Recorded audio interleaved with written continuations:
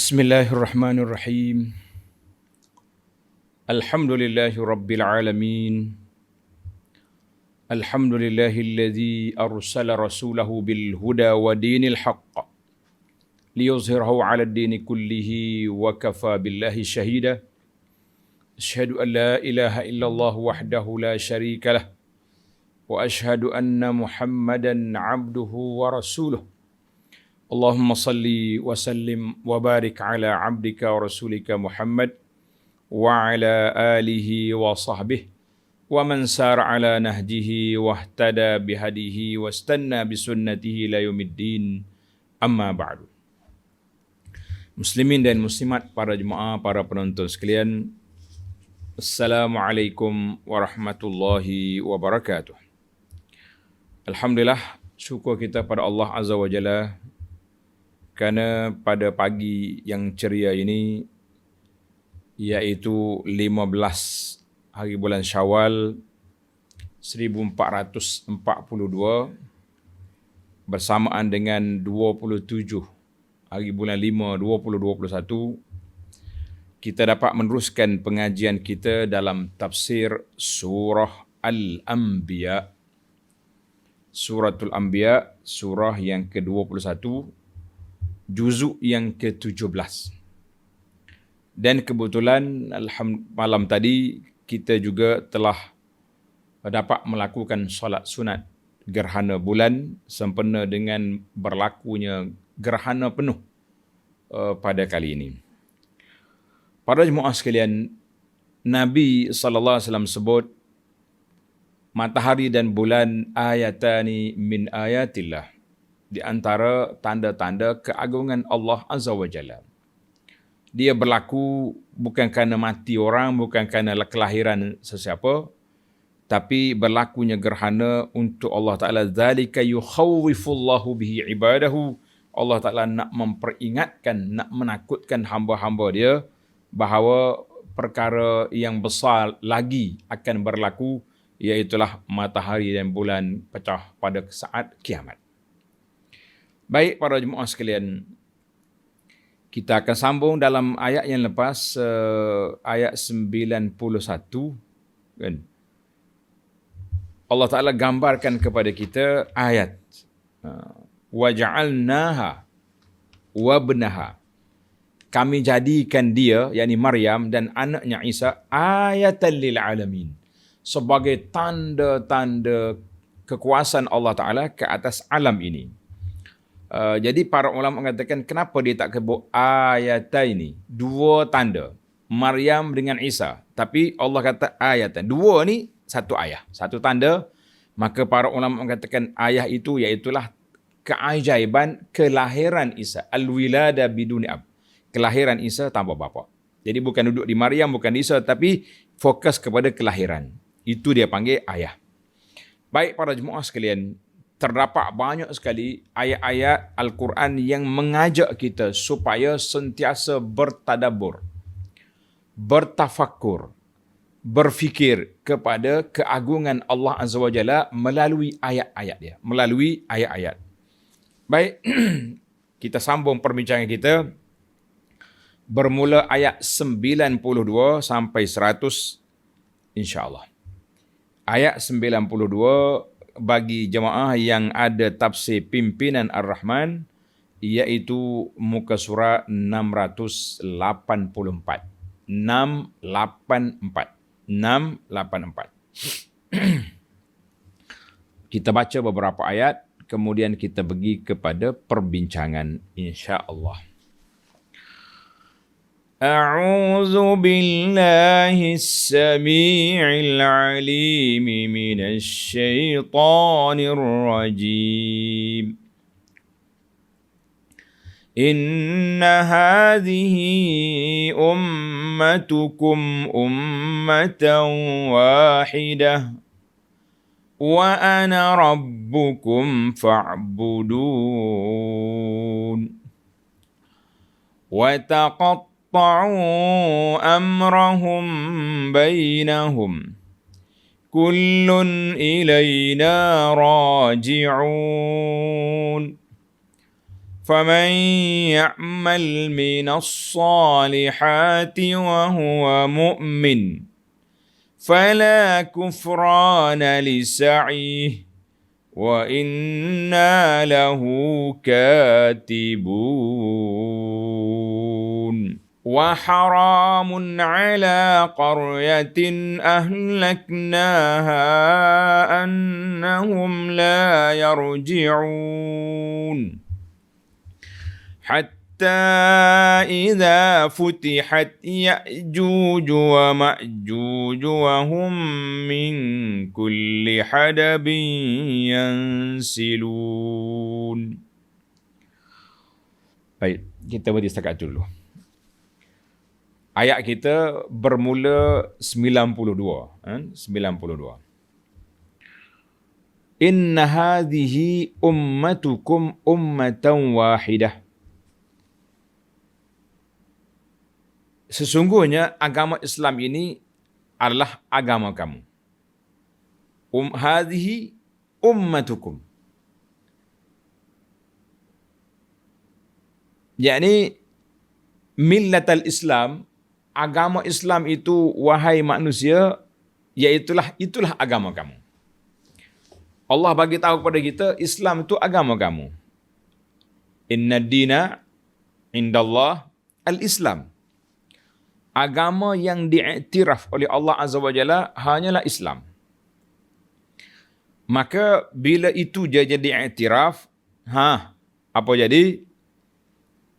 Yajibu an takunu 'alaiha, maka menjadi kewajipan kamu semua duduk di atas landasan.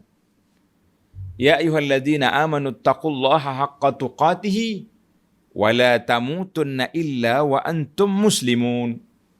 Selalu kita dengar kan bila pergi khutbah ke Jumaat, khatib peringat kepada kita, hendaklah kamu bertakwa kepada Allah dengan sungguh-sungguhnya, wala tamutunna illa. Jangan kamu mati kecuali kamu betul-betul berada di atas landasan Islam. Maknanya Islam itu dari awal sampai ke mati. Kita hidup bersama Islam, kita mati juga bersama Islam. Jadi asal manusia ini apa dia? Ummatukum ummatan wahidah. Ataupun sekarang ni kita buat istilah ummatan wahidah, maknanya umat yang satu.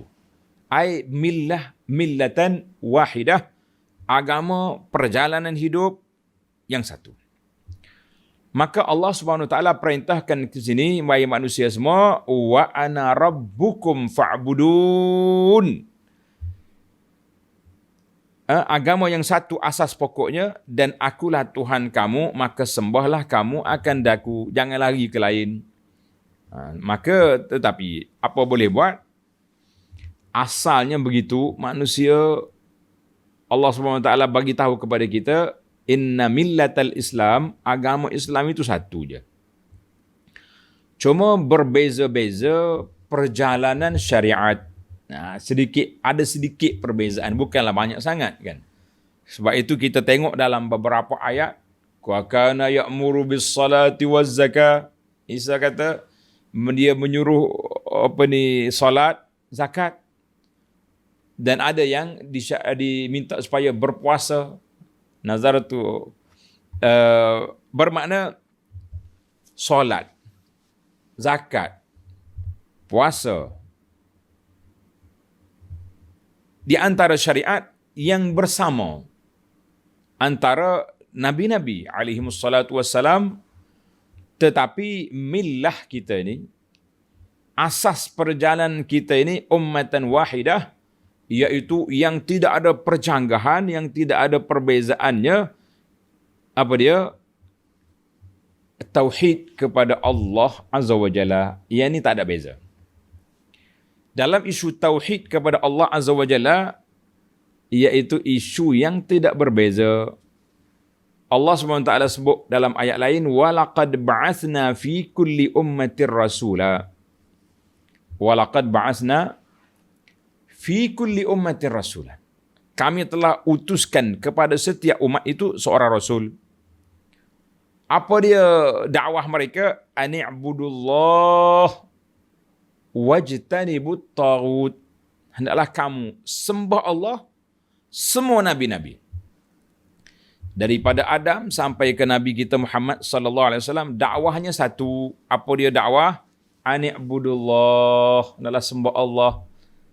Dan wajtanibut taghut, dan jauhkan diri kamu dari taghut. Maka kalau kita nak kata dakwah Nabi Ibrahim, dakwah Nabi Musa, dakwah Nabi Isa, sebagaimana yang didakwa oleh pengikut-pengikut Kristian, ada salibnya, ada lah, itu bukan dakwah Nabi Isa. Kalau betul-betul mereka mengikut Isa, Nabi Isa mengajak manusia kepada tauhid kepada Allah, bukannya sembah puja Nabi Isa.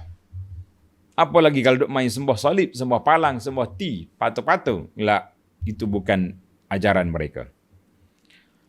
Maka para jemaah sekalian, kita belajar di sini, Allah Ta'ala sebut ummatan wahidah.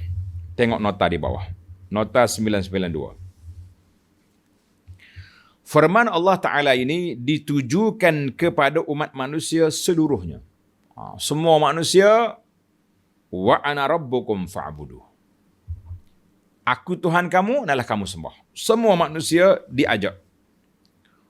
Yakni semua manusia seluruhnya mesti mengikut agama Islam. Agama tauhid ini ialah agama kamu semuanya yang telah disampaikan oleh Rasul-Rasul silih berganti. Semenjak Nabi Adam sehingga kepada Nabi Muhammad sallallahu alaihi wasallam. Tadi ayat saya dah sebut, semua Nabi ani'budullah. Dan asas agama tauhid ini ialah u'budullah, menyembah Allah Ta'ala, mentauhid Allah Ta'ala yang Maha Esa. Kerana Allah jualah Tuhan yang menjadikan segala makhluk dan dia sahajalah yang berhak disembah. Tak ada manusia lain, tak ada lain yang kita berhak untuk puji lain daripada Allah Azza wa Jalla. Sebab itu dia panggil la ilaha illallah itu ditafsirkan la ilaha illallah ay la ma'buda bihaqqin illallah. Tidak ada Tuhan yang berhak disembah, dipuja, dipuji, diminta pertolongan selain daripada Allah Azza wa Jalla. Itu sebab kita kata la ilaha illallah. Nah. Sehubungan dengan itu, Nabi SAW sebut dalam sebuah hadis, untuk tengok hadis ini, hadis rawahu Muslim, diriwayat oleh Abu Hurairah radhiyallahu anhu, an Rasulullah sallallahu alaihi wasallam, Nabi kata apa? Ana aulan nasi bi Isa. Aku orang yang lebih utama menghormati, memuliakan Nabi Isa ibni Maryam fil ula wal akhirah. Yang awalnya, akhirnya, dunianya, akhiratnya. Qalu, sahabat-sahabat bertanya, kaifa ya Rasulullah? Bagaimana? Kan puak-puak Kristian ni dakwa Isa tu dia punya, kan? Isa ni dia punya. Maka Nabi SAW bagi tahu bukan kamu punya. Isa ni kami yang lebih berhak untuk dakwah. Dakwah siapa? Dakwah Nabi Isa, menghormati Nabi Isa. Sebab apa? Qala, sahabat tanya, kenapa Rasulullah? Qala al-anbiya'u ikhwatun min 'allatin. Para nabi, ingat ni, para nabi alaihimus salatu wassalam diibaratkan seperti adik-beradik sebapa berbeza ibu, mak lain-lain. Contohlah kita kata ayah dia kahwin ramai. Boleh anak sini, anak sini, dia panggil adik-beradik sebapa. Ikhwatun li'allad. Wa ummahatuhum syatta. Ibu mereka berbeza-beza. Maksud dianya, wa dinuhum wahid. Agama mereka, ajaran mereka satu je. Apa dia? Tauhid kepada Allah Azza wa Jalla. Cuma yang berbezanya ibu. Maksud ibu, cabang-cabang furu' amalan syariat mungkin ada sedikit perbezaan. Jadi ada orang ni mungkin boleh dalam syariat orang ni, tapi tak boleh dalam syariat kita. Tak boleh dalam syariat dia, mungkin boleh dalam syariat kita. Itu berbeza-beza. Contohnya, orang dulu kalau berperang, dia tak boleh ambil harta rampasan perang. Ghanimah. Ambil, kumpul satu tempat, api mari bakar. Umat Muhammad SAW tidak kumpul satu tempat, kemudian dibahagikan kepada tentera yang hadir dan juga kepada lillahi wali rasul khumusahu. Itu pembahagian yang telah ditetapkan oleh Allah Azza wa Jalla. Cuma Nabi kata, falaisa bainana nabiyyun, yang aku kena hormat sangat Isa, tidak ada di antara aku dengan dia pemisah dengan nabi lain, tak ada. Isa Muhammad sallallahu alaihi wasallam, beza dia 500 tahun lebih kan. 500 tahun lebih. Itu jelah dinuna wahid. Agama satu, berbeza dari sudut sebahagian daripada syariat. Maka para ulama Islam, ulama al-usul mengatakan syar'u man qablana syar'un lana. Syariat umat dulu daripada kita menjadi syariat kita selagi tidak bercanggah dengan syariat kita. Itu je. Contohnya tak boleh zaman Nabi Musa. Tapi dalam syariat kita, dalam sunnah Nabi ataupun dalam Quran mengatakan boleh. Macam kes ghanimah tadi. Maka dia tak menjadi syariat kita, maka dia hanya syariat untuk Musa dengan kaumnya, tidak untuk kita. Itu ilmu kaedah yang kita kena belajar. Baik para jemaah sekalian. Asalnya inna hadhihi ummatukum ummatan wahidah wa ana rabbukum fa'budun. Tengok ayat 93. Wa taqatta'u amrahum bainahum kullun ilayna raji'un. Kebanyakan manusia masih berselisihan dan berpecah belah dalam urusan agama mereka. Ingatlah, yang berbalah, yang berpecah, yang beritu ini, mereka sekalian yang akan kembali kepada kami untuk menerima balasan. Semua yang berkelahi, semua yang pecah, semua yang balah tadi, apa dia? Mereka tafarraqan nas, berpecah-pecah manusia. Tapi perpecahan itu dia akan pergi ke mana? Dia akan kembali kepada Allah Azza wa Jalla. Dalam hadis Nabi sallallahu alaihi wasallam, hadis Anas contohnya, inna bani Israel tafarraqat 71 firqatan. Bani Israel akan berpecah kepada 71 kumpulan. Fahalakat sab'un. 70 semuanya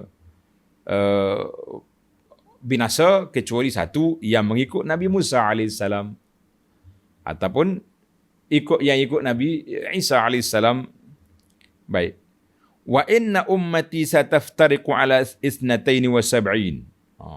Jadi umat aku ni pula akan berpecah berapa? 72. Ada kata hak 73. Baiklah.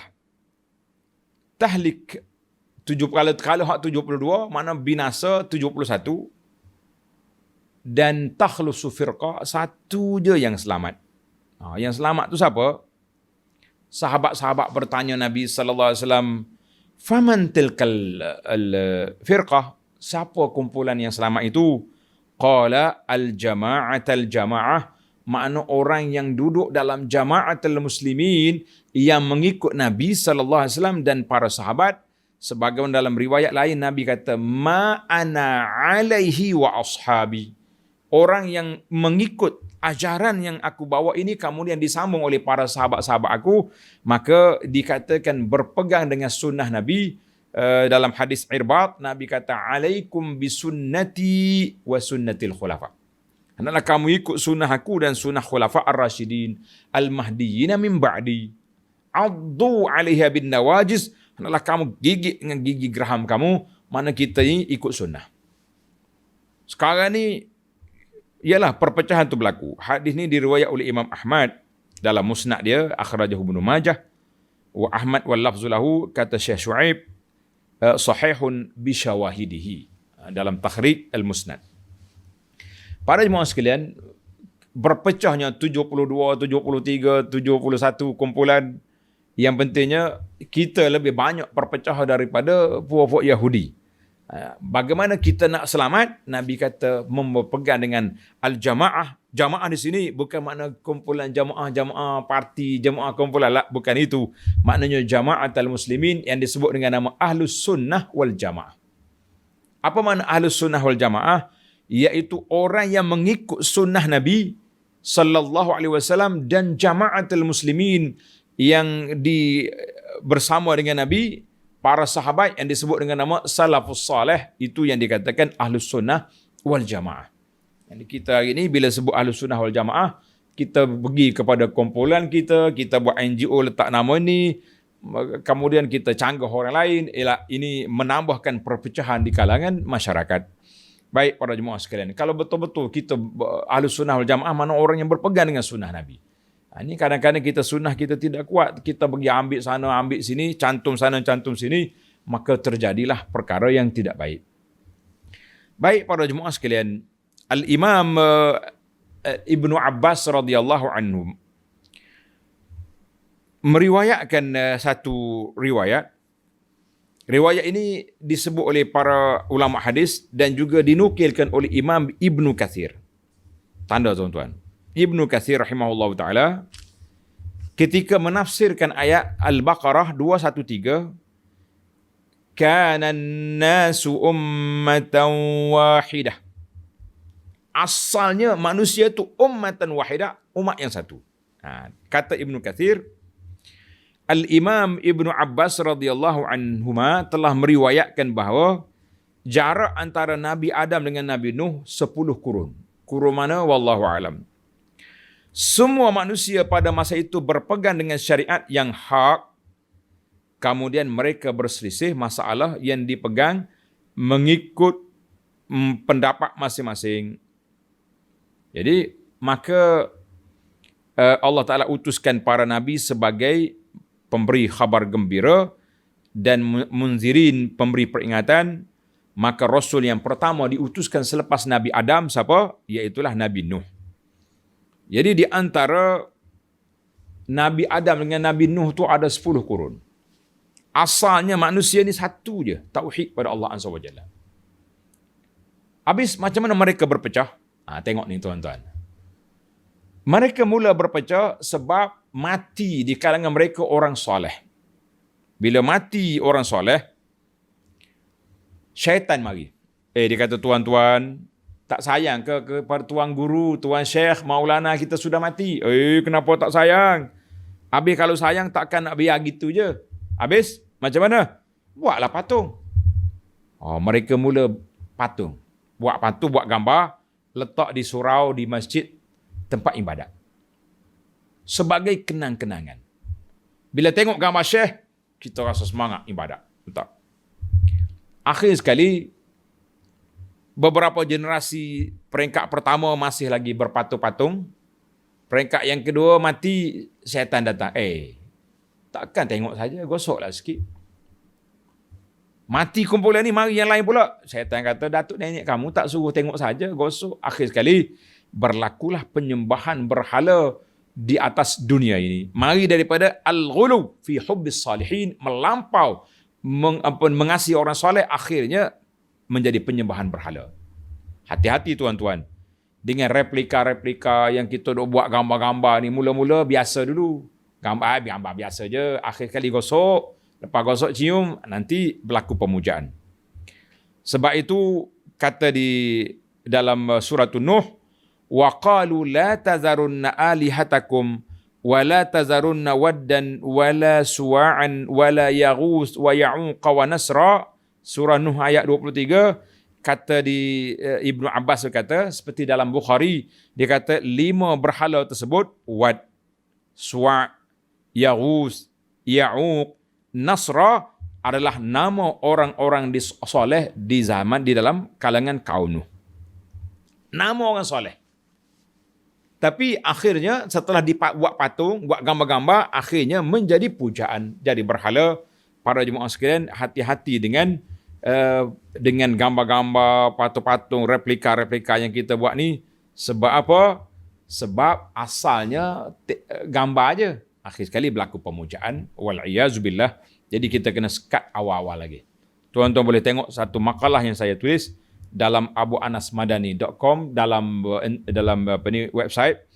Tajuk dia, sebab berlakunya syirik di muka bumi. Tuan-tuan boleh tengok.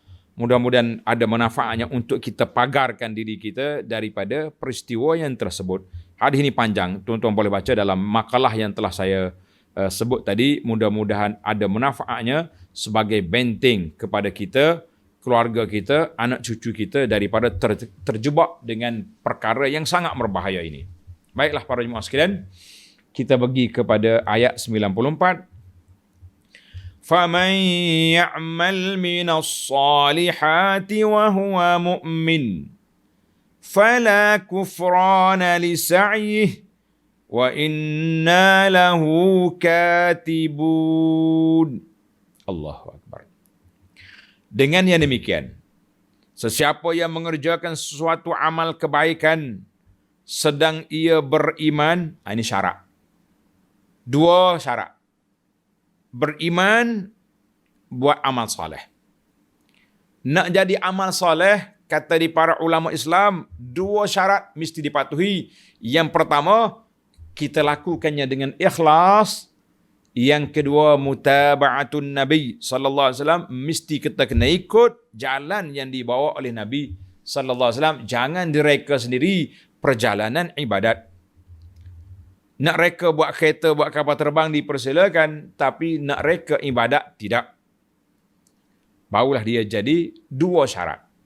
Saya dah bagi kepada tuan-tuan poster, tajuk dia syarat qabulul amal, sebagaimana yang telah ditafsirkan para ulama salafus salih. Nak terima amal 2 syarat, ikhlas dan mutaba'atun Nabi sallallahu alaihi wasallam.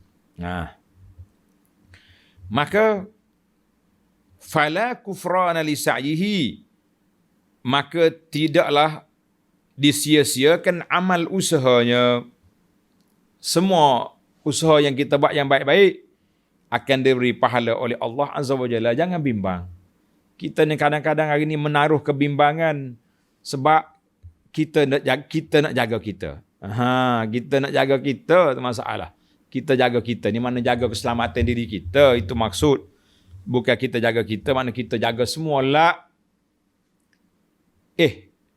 Buat ibadat pun kita nak jaga kita juga. Tak percaya ke malaikat, kita kena lapor juga ibadat kita kepada orang ramai. La. Buatlah dengan ikhlas. Yang kedua, syarat yang kedua, ikut hak Nabi ajar sallallahu alaihi wasallam, baru betul. Apa jadi? Wa inna lahu katibun. Dengar tuan-tuan. Dan sesungguhnya kami tetap menulisnya. Tengok nota 993. Yakni tiap-tiap amal yang baik yang dikerjakan itu akan mendapat balasan yang baik. Dengan syarat orang yang mengerjakannya ialah orang yang beriman kepada Allah dan Rasulnya sallallahu alaihi wasallam serta yakin akan hari akhirat. Bahkan amalan itu ditulis dalam kitab suratan amalan. Sebab itu anak kata dalam bab ibadat, kerja kita memastikan keikhlasan yang niat. Yang kedua, pastikan kesahihan maklumat. Adapun catatan, report, bukan kerja kita, itu kerja malaikat. Kiraman katibin yang menulis segala perkara yang kita buat. Ini kita nak tulis juga ni masalah kita. Baru sudah solat, masuk Facebook. Baru sudah khatam Quran, Facebook. Baru sudah puasa, Facebook. Seolah-olah ibadat kita ni untuk ditayang-tayangkan. La, bukan itu. Ibadat kita untuk ikhlaskan dan ikut sebaik mungkin dengan cara yang ditinggalkan oleh Nabi sallallahu alaihi wasallam. Kita yakin dan percaya wa inna lahu katibun. Malaikat sudah mencatat semua amalan kita. Jangan menyesal. Ini setengah orang ni macam menyesal. Allah silap tadi. Masa bagi derma tadilah. Kenapa kau tak ambil gambar? Marah pula dia ke anak dia, marah ke PA dia. Kenapa? Alah, gambar. Subhanallah. Seolah-olah kita bagi sedekah untuk apa? Untuk digambar-gambarkan. Kita sendiri yang nak jaga catatan amalan kita, kita kata tak perlu. Wa inna lahu katibun. Allah kata pencatat sudah dilantik. Kita yakin dan percaya pencatat yang sangat amanah, yang sangat tegak telus, tidak ada sebarang penyelewengan di dalam catatan mereka. Alhamdulillah. Baik para jemaah sekalian, maknanya bila dicatat, kita juga akan dibalas. Wa inna lahu katibun.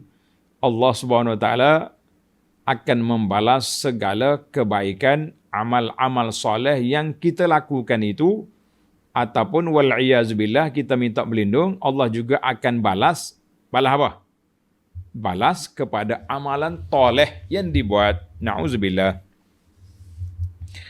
Baik para jemaah sekalian, kita pergi kepada ayat 95. وَحَرَامٌ عَلَى قَرْيَةٍ أَهْلَكْنَاهَا أَنَّهُمْ لَا يَرْجِعُونَ.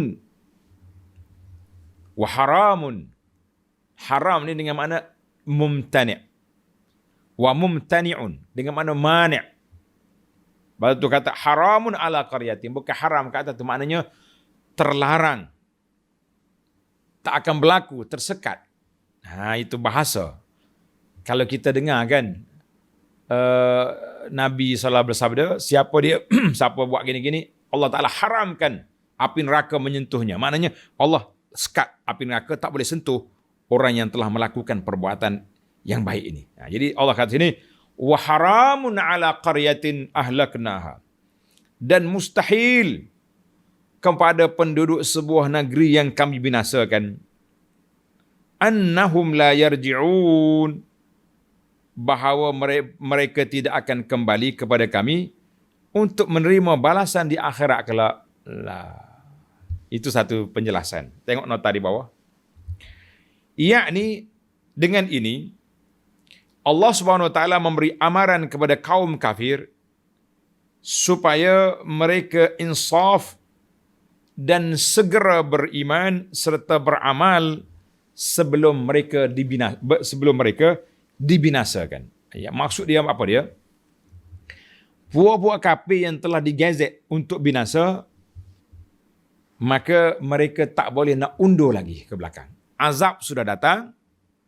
Ketika itu mereka terpaksa menerima risiko yang besar, iaitu kebinasaan berlaku di hadapan mereka.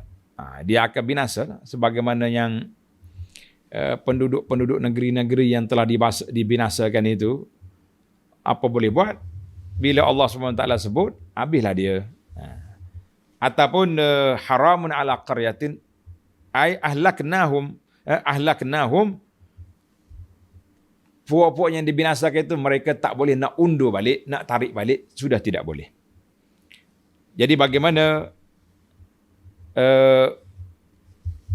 orang-orang yang tak percaya ni, yang masih lagi degil, tak mahu terima dakwah Nabi-Nabi alaihissalam, mereka berterusan dalam keadaan itu sehinggalah mari hari kiamat.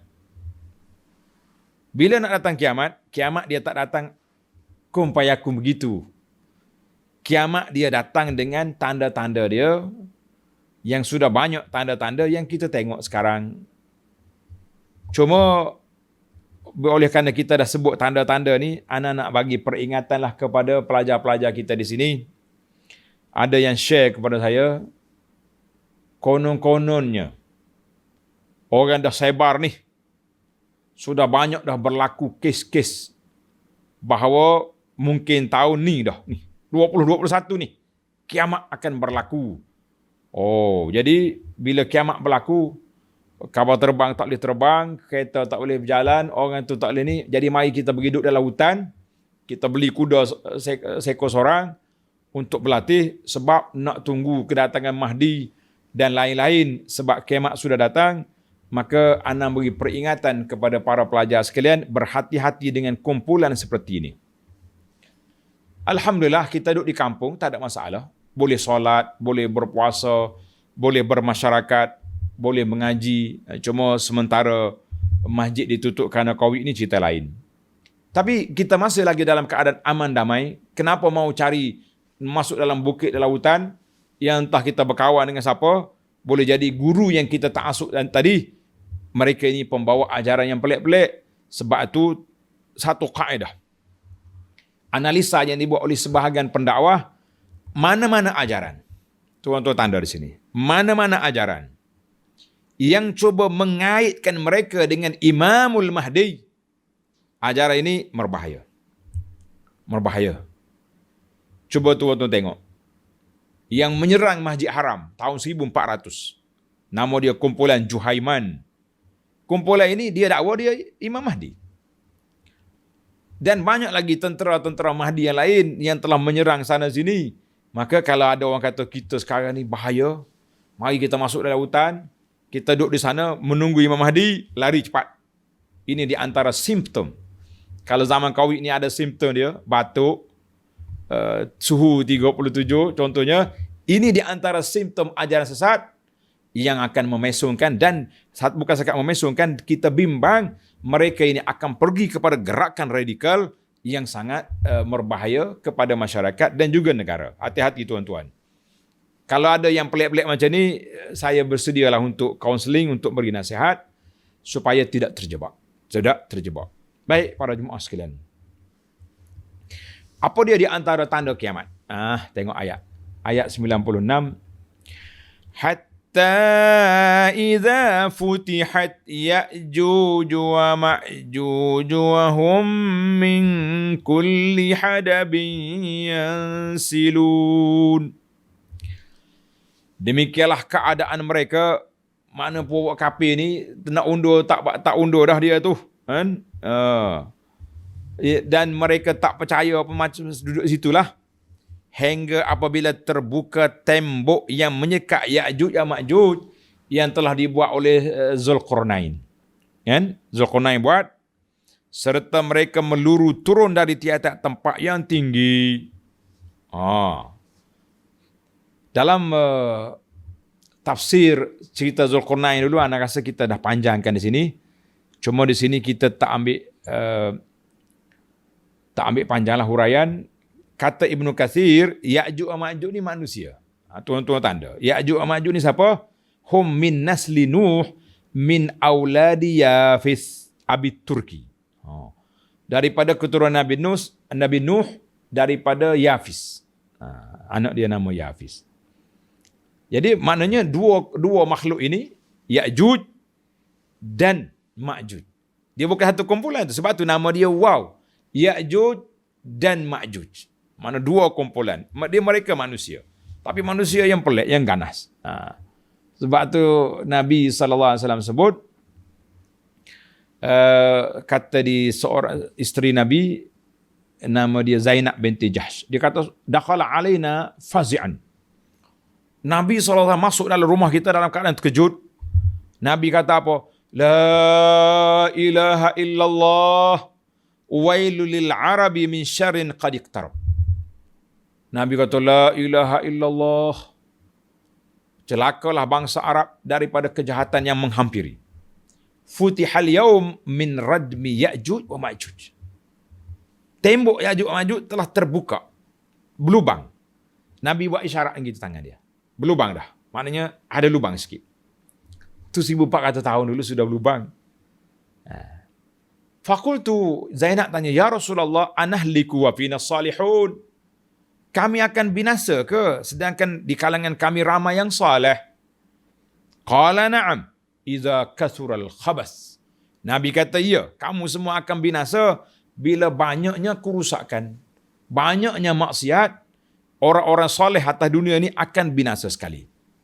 Habis nyanyalah kita orang baik. Baik, tapi kita tak larang mereka. Kita tak tegakkan ma'ruf, nahi mungkar. Buat juga sikit-sikit. Iyalah sikit-sikit. Sambil-sambil duduk sibuk dengan COVID pun, pusat-pusat judi, pusat-pusat ini masih lagi berjalan. Kita kata ini bahaya. Maka apabila bala turun, Dia lanyok semua sekali. Yang baik, yang tak baik. Kemudian yang membezakan yang baik yang tak baik di akhirat esok, orang baik dibangkitkan untuk ke syurga, yang tak baik dibangkitkan ke neraka. Wal'iyazubillah. Hadis ni diriwayat oleh Imam Bukhari wal lafzu lahu wa Muslim. Satu lagi hadis Abu Hurairah juga, Nabi kata futihal yaum min radmi Ya'juj Ma'juj. Nabi kata aqada bihi 90. Maknanya ada lubang sikit. Ya'juj Ma'juj ni dia korek lubang. Tapi bila petang hari, malaikat pergi tutup semula. Esok dia sambung, tutup balik. Bila dekat dengan nak kiamat esok, mereka kata insya-Allah kita sambung besok. Bila dia kata insya-Allah, maka lubang tu tidak lagi ditutup. Mereka yang menyebabkan mereka boleh sambung korek lubang, maka keluarlah mereka pada hari yang telah diputuskan oleh Allah Azza wa Jalla. Nabi kata di sini, wahum min kulli hadabin yansilun. Mereka berlari cepat keluar daripada tempat kurungan mereka tu, laju sekali pergi merusakkan segala perkara yang ada atas dunia. Tengok nota di bawah 995, yakni mereka meluru keluar untuk membinasakan umat manusia dan ketenteraman dunia. Kaum Ya'juj wa Ma'juj kesudahannya dibinasakan oleh Allah dengan serangan sejenis ulat yang membunuh mereka menurut hadis Muslim, Abu Daud, Tirmizi dan lain-lain. Cerita dia macam ni. Saya ceritalah ringkas-ringkas. Cerita panjang, tuan-tuan boleh tengok dalam mana? Dalam tafsir Suratul Kahfi. Ataupun dalam tafsir yang lain. Ana ada cerita. Mula-mula keluar Dajjal. Imam Mahdi muncul. Kemudian Dajjal datang. Waktu itu turunnya Nabi Isa bin Maryam dari langit. Nabi Isa bunuh Dajjal. Selepas hilang Dajjal, tembok yang memisahkan Ya'juj dan Ma'juj pecah. Bila pecah, mereka keluar min kulli hadabin yansilun, sampai di tasik Buhairah Tabariyah di Syam. Dia minum air sampai kering. Bila sampai Ya'juj yang terakhir tengok, dia kata sini dulu ada air, mana tak ada air, kering. Ramainya Ya'juj dan Ma'juj ni, macam mana dia punya? Allahu Akbar. Akhir sekali mereka mengepung Nabi Isa AS bersama dengan pengikut-pengikut Isa. Maka ketika itulah Nabi Isa berdoa, ya Allah, ya Tuhan kami, berilah bantuan kepada kami nak menghadapi Ya'juj dan Ma'juj. Dajjal dah mati. Maka Allah hantar mari jenis burung, jenis ulat. Ulat mari gigit dia punya batang tengkuk. Dia kata nama ulat dia tu Naghaf. Tulis tuan-tuan. Nama ulat dia Naghafun. Nun, Ghain, Fa. Naghaf. Ulat Naghaf ini duduk di tengkuk unta biasanya. Duduk situ. Jadi ulat ni mari duduk di tengkuk Ya'juj dan Ma'juj, mati habis. Pada dengan ulat ya. Tak perlu hantar bom, tak perlu hantar tu ni, ulat mari. Kita pun kalau kita nak doa kepada geng-geng hak jahat-jahat duk bunuh orang Islam, ya Allahumma arsil alaihimul naghaf. Ya Allah, hantarlah kepada mereka ulat-ulat seperti ulat Ya'juj dan Ma'juj tu. Mati buat tu. Fayusbihuna farsa kamauti. Mati habis Ya'juj dan Ma'juj. Akhir kali busuk Nabi Isa. Macam mana kita nak duduk ni? Busuk ni Nabi Isa. Allahu Akbar. Nabi Isa berdoa kepada Allah Azza wa Jalla. Allah hantar mari burung besar seperti tengkuk unta. Mari jadi macam keren. Pop ambil dia punya bangkai-bangkai Ya'juj dan Ma'juj, entah dia campak di mana, wallahu alam. Panjanglah cerita dia. Kemudian ketika selepas pada itu turunnya hujan, masya-Allah, subur bumi ini sehingga kan sebiji buah rumman, buah delima boleh makan beberapa orang dan boleh buat payung dia punya kulit. Masya-Allah. Hadis ini diriwayat oleh Imam Muslim, hadis sahih. Baik para jemaah sekalian, kita tamatkan perbincangan kita. Cerita kiamat ini sudah saya sebut dalam siri yang lain. Waqtarabal wa'dul haqq فَإِذَا هِيَ شَاخِصَةٌ أَبْصَارُ الَّذِينَ كَفَرُوا Ya wailana qad kunna fi ghaflatin min hadha bal kunna zalimin. Dan hampirlah datangnya janji hari kiamat yang benar. Mari dah. Ya'juj Ma'juj mari tu tanda-tanda besar kiamat dah tu. Maka dengan serta-merta pandangan mata orang-orang yang kufur engkar terbeliak sambil berkata dengan cemas, aduhai celakanya kami, sesungguhnya kami telah tinggal dalam keadaan yang melalaikan kami daripada memikirkan perkara ini. Apa boleh buat? Sudah tempoh masa sudah tamat. Bahkan kami telah menjadi orang-orang yang menganiaya diri kami sendiri. Habislah. Bila mari kiamat, tak usah kata kiamat besar, kiamat individu. Bila nak mati je, ketika itu malaikat akan tunjuk kepada siapa? Kepada orang-orang kafir dan tunjuk juga kepada orang yang beriman, di mana tempat kita akan pergi. Bagi orang beriman, bila tengok, Masya Allah, dia akan pergi ke syurga. Ketika itulah orang beriman senyum, ya mati. Allahumma khtim lana bi husnil khatimah. Ya Allah, matikan kami semua dengan husnul khatimah. Kata amin belaka. Orang kafir dia tengok tempat nak pergi, lari dia punya roh tak mau masuk, tak mau keluar. Ketika itu disentap oleh malaikat. Na'uzubillah. Baik para jemaah sekalian. Jadi orang kafir ni terbeliak biji mata, sama ada terbeliak biji mata waktu nak mati, waktu kiamat kecil, ataupun waktu kiamat besar esok. Sudah. Sesungguhnya kami telah tinggal dalam keadaan yang melalaikan kami daripada memikirkan perkara ini. Bahkan kami telah menjadi orang-orang yang menganiaya diri sendiri. Baik, Tuhan kata apa kepada puak kafir?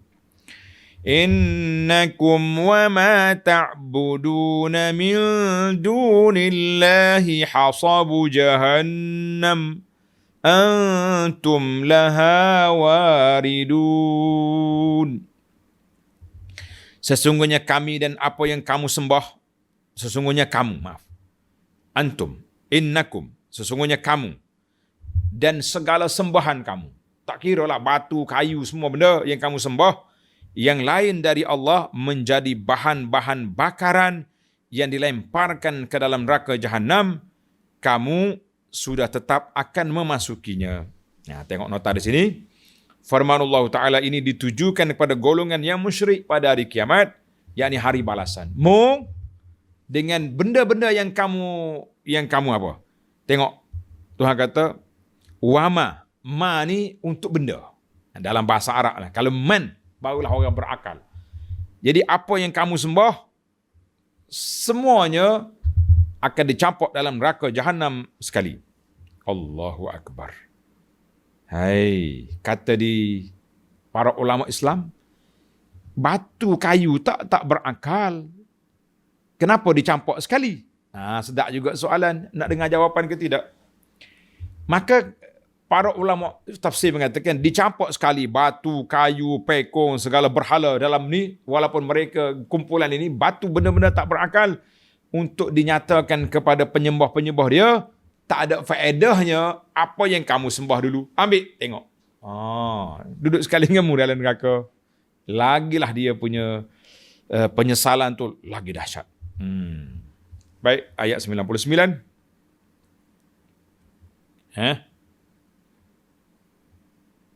Lau kana haula'i alihatan ma waraduha wa kullun fiha khalidun. Kalaulah mereka yang kamu sembah itu Tuhan, nih, tokoh-tokoh yang ada di sekali yang kamu ni Tuhan, tentulah mereka tidak masuk neraka. Dan ketahuilah semuanya yang menyembah dan disembah akan kekal dalam neraka selama-lamanya, wal'iyazubillah. Lahum fiha zafirun wa hum fiha la yasma'un. Mereka mendayu-dayu kesakitan dalam neraka, dan mereka pula di situ tidak dapat mendengar sesuatu yang menyenangkan. Yakni masing-masing tidak dapat mendengar di situ selain daripada kata-kata yang menghina yang diserta dengan azab seksa. Tak ada lagi lah bagi orang yang duduk dalam syurga. Masya Allah, salam, salam, salam. bagi orang duduk neraka celaka bang, dan macam-macam lagi kata-kata nista yang dilemparkan ke atas mereka. Jadi para jemaah sekalian, ayat ini perlu kepada sedikit khulasah dan huraian. InsyaAllah kita akan khulasahkan dalam muqaddimah siri yang akan datang insya-Allah. Jadi ayat yang akan siri yang akan datang bermula ayat 101 dan huraian khulasah pengajian kita hari ini kita tunggu di sana insya-Allah. Baik. Saya akhiri dengan tasbih kafarah. Subhanakallahumma wa bihamdika asyhadu an la ilaha illa anta astaghfiruka wa atubu ilaik. Wa sallallahu ala nabiyyina Muhammad wa ala alihi wa sahbihi ajma'in. Walhamdulillahi rabbil alamin. Wassalamu alaikum warahmatullahi wabarakatuh.